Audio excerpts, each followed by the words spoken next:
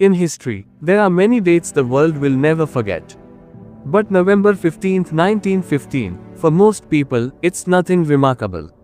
Yet, for some, this day marks the witness of a strange and mysterious event, at least, that's what the legend says.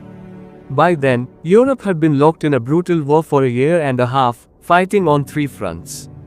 On the Western Front, gruesome trench warfare and deadly chemical weapons. On the Eastern Front, an endless back and forth of battle lines.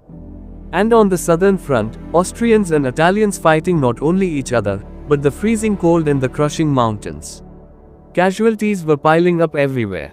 Then, at exactly 10:30 p.m., it is said that in multiple battlefields, hundreds of soldiers suddenly put down their weapons. They all claimed the same thing.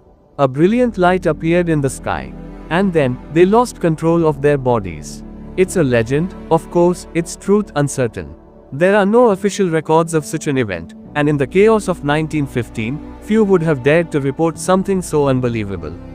Still, the story lingered well into the 1950s, even inspiring an episode of the TV series One Step Beyond. Some believe it began with just one soldier's strange sighting, a tale that grew and twisted over decades.